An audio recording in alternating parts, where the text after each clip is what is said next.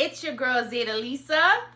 Sean De Niro, the Fez dealer. And we are the Drummies. Welcome to our first episode, guys. Much long time ado, babe. Yeah. So we're so excited to embark on our first podcast together. And I think I gave you some red lipstick on here. Mm-hmm. Let me take that off. See, unedited real shit, guys. So what do you have in store for the Drummies? What do you envision when it comes to the Drummies? Just so a little bit of our like everyday life, like, you know what I'm saying? So people can get like behind the scenes, like, yo, what do they really do like in their life? Because the Drummies, like, our family life is like really crazy. Like every day in my house is it's an adventure. Eventful day, for sure. I think one of the dope things about you, and let's really just kind of go back before we even go there. Yeah. Let's talk a little bit about the Fez dealer. The Fez dealer. So what we shared before is that when I started my moving towards my purpose with Mama's Cocktail Hour, at the same time you started the Fez dealer. Yeah. We opened up our LLCs on the same day. Yeah, same day. October 1st, yeah. 2020. Yeah. So in 1 year of you being the Fez dealer, yeah, like, you really transformed. Mm-hmm. So when you started that journey, did you even imagine it can transpire into what it has today? No, I didn't have no idea like it would be like what it is like right now, and like looking back at it, like I didn't even expect to get like as far as I am, you know. It was just something that I thought would be cool, but I didn't think it would have the potential that it has today, you know. So, like, I'm excited about that. Yeah. I kind of feel like this is an interview because I don't think I've fully ever had a chance to, like, interview you or kind of talk a lot about, because you're very mystique on the internet. Maybe. Would you think that? Would you think that your fans say that you're, like, mysterious? I don't know. I don't. Honestly, yo, I don't know, because like I don't really do anything for anybody else's, like, you know what I'm saying? Like, everything I do is just because I enjoy it, or I'm into it. It's cool to me, so I don't care what other people think, really, honestly. Like, so I don't know if people would say that like I'm mysterious or whatever, but I've never heard that except for from you. And why I think that you're mysterious is because I feel like you always come out with some new shit that no one knows that you're capable of doing. Like when you came out and you started Harlem Shake, and people were like, what? Yeah, people do not know, like, you come from New York City. Yeah. You were born and raised in New York City. So you have like and hood background. I went to high school in Harlem. Yeah. 4 years I went to high school in Harlem because I wanted to get out of my neighborhood, you know? To experience, you know, something else, get more culture, you know what I'm saying? So let's dive into that, because your brand Fez Dealer is all about fucking culture. Yep. That's what it's about. What is it that you want to kind of portray through your brand? If you can have one sentence that kind of sums up who you are, what would that be? Like the Fez Dealer, I want it to be like a cultural brand.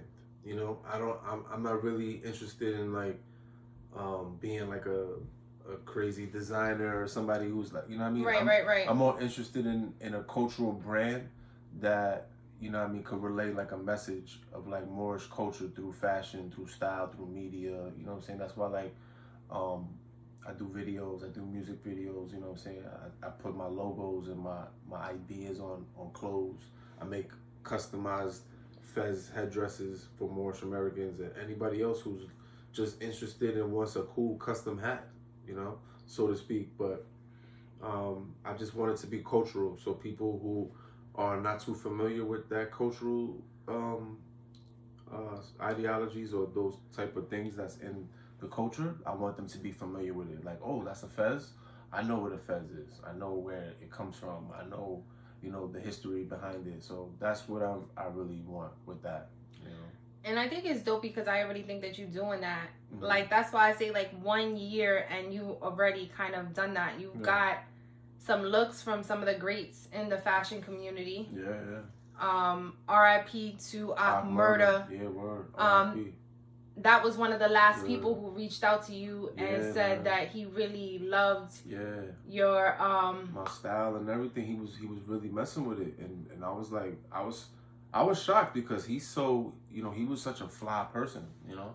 Also like, from Harlem. Also from Harlem, yeah. He was just fly, man. You know, rest in peace. He was on his way to going to a whole nother place with fashion. You know what I'm saying? Yeah, and definitely. He you know, he left way too soon. R.I.P. to Murder, and I just think it was dope that you were able to connect with him. Yeah, me too. Prior to him leaving this world, but I see so many great things for you in the future. Yeah, thank you. So, what do you think? What was one of the reasons that you wanted to start this podcast? Because let's be real, guys. So he really wanted to start this podcast. You know, I got That's Dope. I got so many other things. You have so many things. Why was this platform so important for you? For one, because definitely I support like what, you know, you and the ladies at Mama's Cocktail Hour are doing, because I just know that it could go so much further than, you know, where it's at right now. Right. So that's number one. And two, I just feel like where else would I want to bring a show about my family? Like, you know what I'm saying? Or about, you know, my life, and to be able to show my personality to people who don't necessarily get to see it every day. So you are officially Mama's Cocktail, our first male podcaster. That's right, holla. What do you have to say about that? I mean, you know, have my people call your people, and, you know. My people are your people. That's true. So one thing I definitely want to show is, I want to show that it is so possible for you to live out your dreams. Yeah. Still be a poppin' mom, poppin' dad. Absolutely. Still handle your business at home. Yeah. And still kind of live out your purpose. And I think that's what Mama's Cocktail Hour was for me. It was like, yo, being able to say like, yo, I could wear all hats. Absolutely. And still kind of live out your dreams. Because you have always, let's be honest, you have always been someone that has lived out his dreams. Yeah. Whereas I was always scared to kind of live out my dreams. I used to always be like, yo, don't you want to do this? Don't you want to, you know? I used to try to convince you to do shit. You'd be like, I'm not doing that. I don't want to do that. But I was just trying to help you find like a hobby or like something that you would be passionate about. Because I always had that, and I wanted you to have the same thing. But now it's like, you got it. It's like, there's no question. You know what you want to do. But how difficult was it when I didn't know what I wanted to do? Nah, it's hard because, you know, somebody who's artistic and creative, you know, and uses like their God-given talents, I guess you could say, and tries to, you know, better them, you know what I'm saying, but sees that type of potential in somebody else who's their partner, and see them not living up to it, it kind of is like, damn, like I wish she saw what I see, right? Type of thing, you know. So to see you living in your purpose now is like, it's so fucking amazing. But not only that, it's very attractive, like, you know what I'm saying. And to see you doing that, it makes me, you know, that much more in love with you, because I see you doing your thing, and, you know, it's something that you've been wanting to do, and now you're doing it. Babe, yes. So yeah, I'm happy about that. I know, and like I said, you have been one of my biggest supporters, because like I say a lot, like I've always had this outgoing personality, but I always wasn't secure with myself. Yeah. So to kind of see me now living out my purpose, and you kind of living out your purpose, is only right that we come together for the Drummies podcast. Yep, absolutely. Why not? Something that I think I also want to portray through this platform is that melanated people can come together. Melanated people can be successful. We can wear different hats. And I think we're showing that through our content, and anything that we put together Drummies podcast wise for the future, and what we've done in the past through our family page. So if you do not and have not checked out the Drummies, you should definitely do so. We are on Instagram at the Drummies. Yep. And check the link in the bio, because we got a YouTube channel. We definitely do have a YouTube channel. Yep. what is one of the hardest things that you have encountered putting our family out on social media on the front lines? What do you think has been one hard thing for you?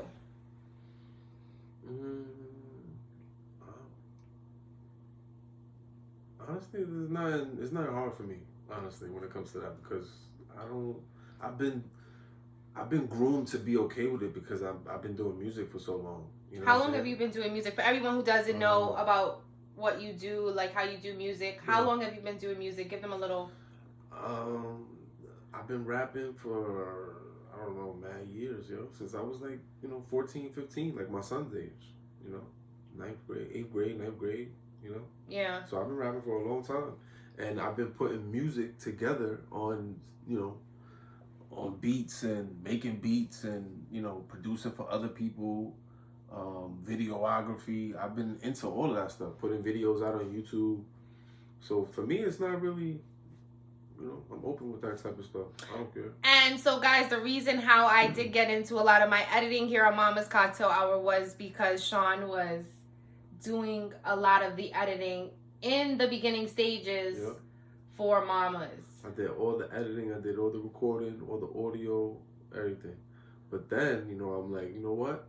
In order for you to, to become better, at what you're doing in your craft, I gotta show you how to do it. So that way, you can empower yourself to then, show other people, like how you've been doing it. Because now you got a whole team of women who are in the audio visual world who never was in that world before. Oh, no, definitely not. You're absolutely correct. Exactly. So now they're able to do things without guidance from anybody because, you shown them, what you've learned. Right. You know what I'm saying? So that's the way, like they say, each one teach one or whatever. You know what I'm saying? That's my logo. That's my motto. Yeah. So that's how you make your you elevate. You make your shit powerful because everybody knows, not just one person. Yeah, I agree. What is something that you feel like nobody knows about me that you would like to share right now? And I could tell something that I feel like nobody knows about you. About you, that they probably don't know. That she messy. She mad messy, yo. She don't. He ain't shit. Yo, you mad messy. People probably think, yo, she's so organized. Oh my God. Throwing mad shade. What? I'm the one who's organized. So, moving on to my shit. One thing y'all don't know about him that let me let you know is that he is OCD. Yeah. Everything in a place and everything in that place. If it's not there, he will somehow, some way get you to take it there. Yeah. So my messiness. My OCD. Your OCD. It's fair. It's fair enough? Fair. Now, one thing that one thing that he does not know about me is that I feel like I'm pretty organized when it comes to my business. Nah, you are. I'll give you that. Yeah, you definitely are. When it comes to your business, you on it. Now, when it comes to laundry, that's a whole different walk in the park. Nah, you ain't. Can't get you to do no damn laundry. So, I'm the laundry guy. You are the laundry guy. Yeah. What is one thing that you love doing that you feel like should be a gender female role that you take pleasure in doing? What? Say that again? He's not about this podcast world, guys. He's not about it. So, gender female role that you do, that you take pleasure in as a male. Yeah, actually. Oh, you want to know one? Yeah. Oh, like laundry. I like doing laundry. Like, I don't think that's like, oh, a woman got to do it because she's a woman. I just feel like it just needs to get done and it needs to be right. Well, one thing that I like doing I feel like is a male-centered role is mowing the lawn. Yeah, you know. I actually take pride in mowing the lawn. I don't think that, like, I don't think stuff like that is male, women, gender specific. Like, mowing the lawn is really not a hard thing to do in the first place. So, to say that a woman couldn't mow the lawn would be pretty stupid. Well, there are people who try to stay kind of gender. Would you feel like for our marriage we kind of stay gender neutral? Hell no. Hell to the no. You mean, yes, we stay gender neutral because we don't really play those roles. You look confusing me. You got me all fucked up. This is how people be in interviews and they be asking motherfuckers questions. Yo, what I'm saying like, is gender neutral, meaning we don't take sides. So Gotcha. if you're gender neutral when it comes to certain things, like it doesn't matter if a male or a woman can wash the dishes. Nah, it don't matter. Hell no. It doesn't matter. It doesn't. Because, you know. So. That's old school ideologies. And that's what I think Mama's Cocktail Hour is all about. It's about kind of changing that old school ideologies and showing how we can be millennial parents and still kind of maybe have our 9-to-5s, because we still have our 9-to-5s, but still live out our purpose through whatever it is that we're doing. Right, because one thing about that, like what you were just saying, like living out your purpose, some people get it confused and think like living out your purpose or whatever, your dreams got to be like making millions of dollars or being famous or whatever. Nah, it's not about that. It's about you being content and happy about the thing that you're passionate about doing. Right. It doesn't have nothing to do, you can't put a price on that. You can't put fans on that, likes. You can't put nothing on that. Right. You know, because that's something that you satisfy with. I had to learn that with music and being an artist because, you know, I don't care about views, likes. Right. I don't care about certain people hearing my music, people buying it. I don't really care about that. My only concern is being happy and satisfied with it myself. Right. You know what I'm saying? And when you get to that level, whatever it is that you do, that's when you'll be the happiest. And then that's when you're really living on your purpose. Right. You know what I'm saying? I mean, would you say, because I feel like as a female, what we struggle with, like as, I know you have your insecurities when it comes to stuff, but for females, we feel like we always got to be made up. We always got to have shit together because it's so competitive in the beauty world out there. Yeah, guys got that same issue though. You know, guys, you know, yo, I gotta get a shape up. I gotta get a haircut. I gotta look good, right? I gotta put the do-rag on. I gotta go to you know what I mean? Right. I gotta put this cologne on. Like, it's the same thing. So, yeah. We got that same insecurity when it comes to... But what you said is, like, going back to what you were saying regarding your music, is that once you're content with who you are, it doesn't matter who likes it, who appreciates it. Right. As long as you're happy and content with whatever it is that you're putting out, that's all that matters. Absolutely. That's it. You don't got to worry about other people's opinions, and because everybody, you're not going to be able to please anybody no matter what you do. You can't please everybody. So the number one person you got to be content with pleasing is yourself. Yep. Absolutely. Yeah. I agree. Well, guys, I think for our first episode, we panned through a lot. I think we have so much to share with you guys, but we really wanted this first episode to focus on who we are, what our mission is, and why the Drummies podcast, why the First Couples podcast on Mama's Cocktail Hour. But we know it's because we want to share our relationship, what we talk about, our journey from, you know, being regular 9-to-5s to entrepreneurs, you know what I mean? All that. Yeah. Because I know there's plenty of people that follow our other platforms and everything that are, you know, looking to be entrepreneurs or looking to start a business or whatever. So that's another thing, you know, we want to share our experiences and the things that we know with other people so that it can help them grow and be better. And our platform is all about elevating, all about love, all about empowerment. Us being two dope ass parents and killing this mom and dad game and still living out our purpose. So I think we had a dope first episode, guys. So tune in to more of the Drummies podcast that's going to be exclusively featured on Mama's Cocktail Hour. You can also see it on our Drummies Instagram page. You can follow your girl Zeta Lisa at Zeta Lisa. You can follow me at The Fez Dealer. That's FEZDEALER.